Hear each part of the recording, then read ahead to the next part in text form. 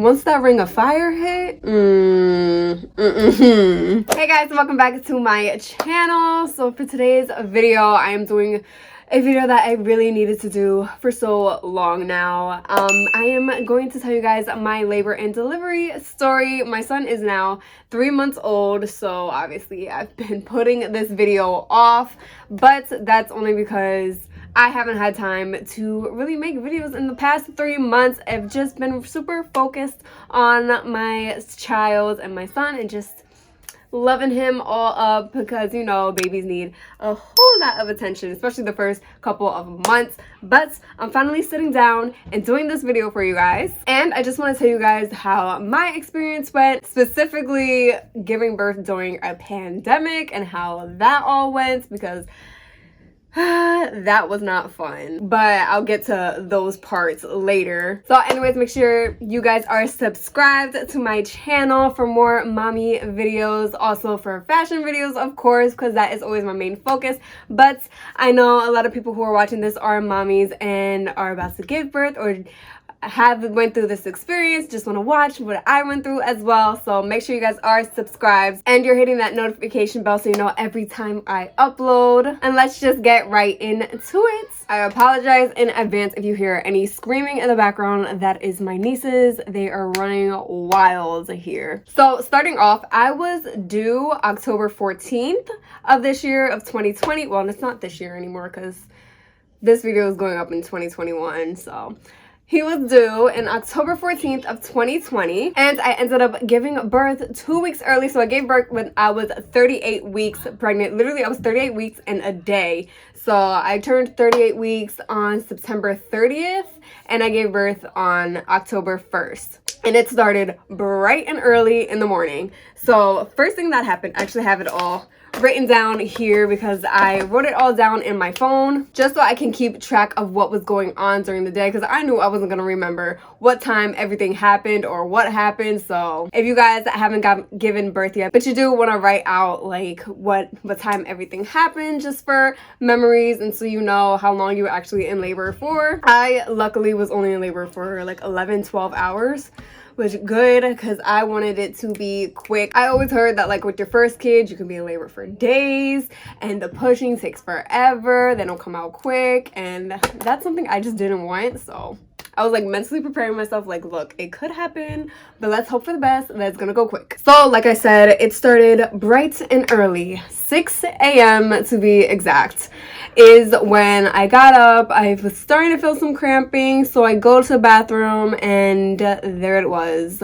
I wiped and there was a little bit of blood and it just kept bleeding, and I was like, okay, it's probably time. But in my head, I'm also like, you know what? Maybe it'll just happen this weekend, because I always read that like if you have your bloody show, it could be like a couple days later that you can give birth or whatever. But literally everybody is different. So at this point, I was feeling cramping, and the cramping kind of got more intense, kind of got more frequent as well. Like I was pretty frequent with my cramping. I didn't have Braxton Hicks at all. I think I did like maybe one time, but that was it. And they were super consistent with the cramping right away, right at 6 a.m. So by 7:30, I was tracking my cramping, and I guess at this point there were contractions. And by 7:30, it was every 3 to 4 minutes. So at this point, my boyfriend was at work already, and I was already in contact with my mom, telling her like, okay, look, I'm cramping, I'm doing all this. So she was already on her way over to my apartment. And at this point, I'm like, you know what? Okay, let me just get everything ready while I'm like mid-cramping, mid-contractions, mid-cramping. Let me get everything ready. Let me get myself dressed, get myself ready, and let me sit on this little bouncy ball and just roll it out, try to make myself feel better, you know? But honestly, all that did was make the cramps happen even sooner. So from that point, it ended up being like 2 to 3 minutes, and I was like, okay, I'm calling my doctor.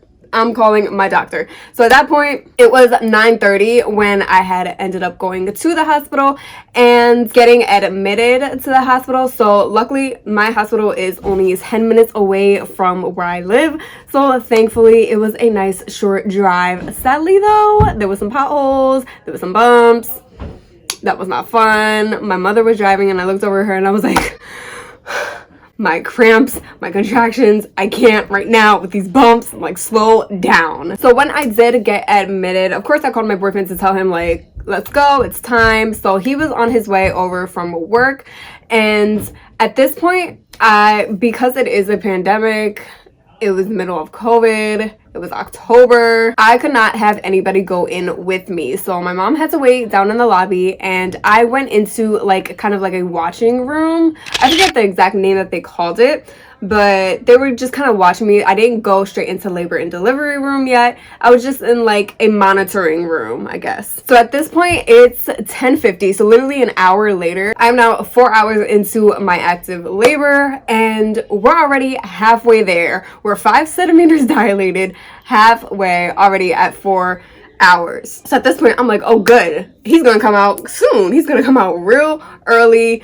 My mom and my sisters were making bets on what time it's gonna come out. And at this point, my contractions were getting stronger. I could still like maintain them. I wasn't going crazy. I was like, okay, they just kind of feel like more intense period cramps that just like aren't going away. Like they just keep going. I haven't taken any medicine yet. I haven't had anything yet. So I'm just letting it rock. I'm like, okay. I'm sitting there in the monitoring room and I'm just like, all right, you know what? I'll watch some TV. I'll text everybody, chill. So 40 minutes later, it is now 11:30, and this is when the nurse comes back in because she's been checking on me the whole time. But now she comes in and she's like, okay, we're going to give you your IV now. We're going to do your blood work and you're going to get a COVID test. Mind you, my contractions are getting stronger. I'm getting an IV put into me. I have a mask on because you have to have a mask on the whole time.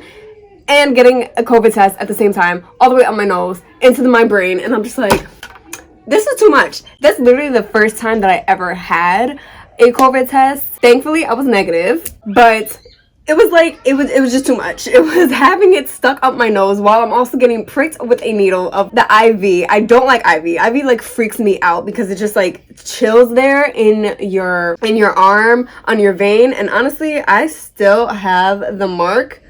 You guys probably can't see it, but there's still a mark right there from where the IV went into my vein. And it was the most uncomfortable thing ever to have all that done at the same time while having a mask on and having contractions all at the same time. And I'm like, you know what? At this point, I'm ready to get him out because I can't anymore. That whole experience right there was just too much. So thankfully, 30 minutes later, after the IV was like really working in me and they got the negative test back, I was rolled over into the labor and delivery room. And thankfully, that's when my boyfriend was allowed to come up. So that was at 12.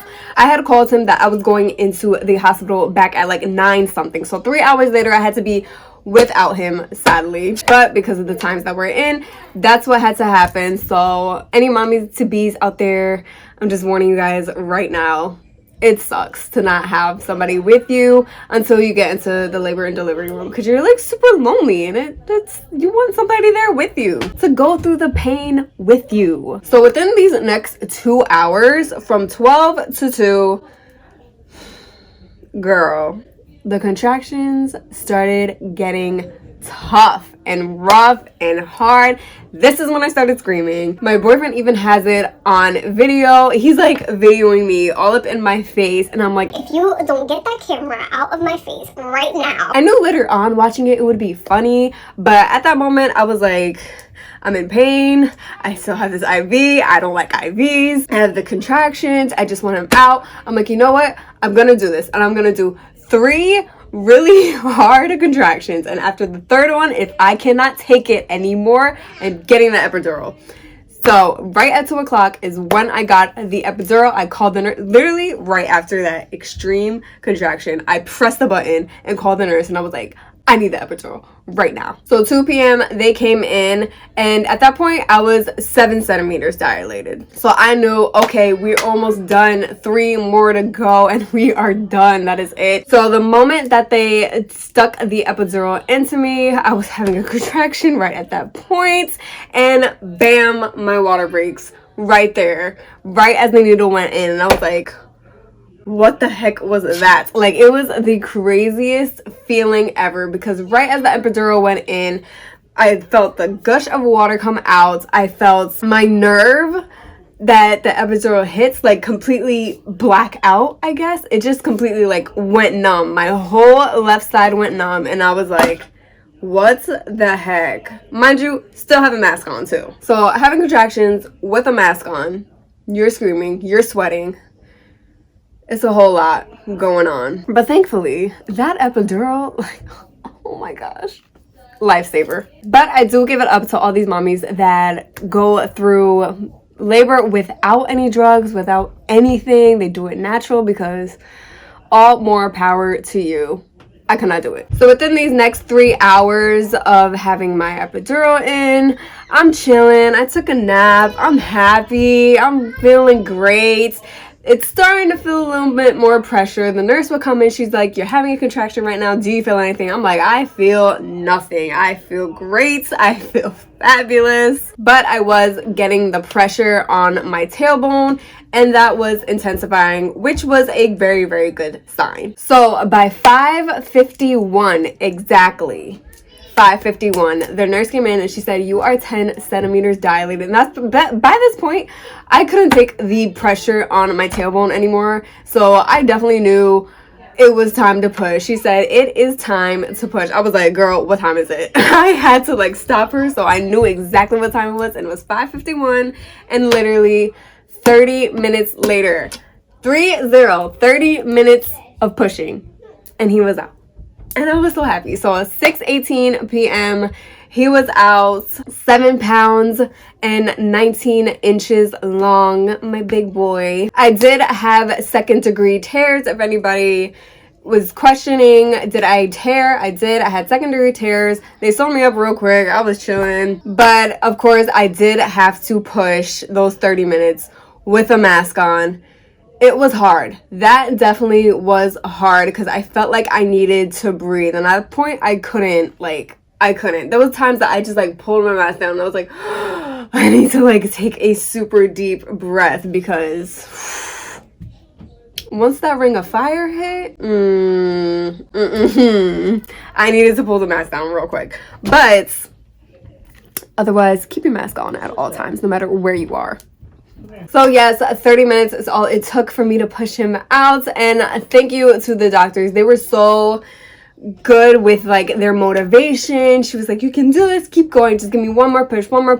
I love that I had my boyfriend right there with me. He was holding me, he was saying how good I was doing, and like I just really felt all the love, and I felt like a superwoman after doing that. I was like, I can't believe I just pushed this little baby out of me. So within 12 hours, that's all it took. From 6 a.m. when I started cramping to 6:18 p.m. is when he officially came into the world. And I'm seriously so thankful that my labor and delivery went well, and I didn't take that long to recover. It was really just overall a good experience, and I'm hoping, God willing, for the next child in the future, it'll be that easy too, because I always heard that second child is something else. So let me bring in my baby boy for you guys. Oy. Oh, he's waking up from a nap. Well, he is mid-nap.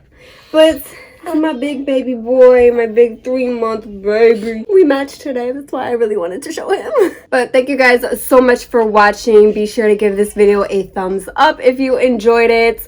Let me know what your experiences were as well, if you were anything similar to mine. And I will see you all next time.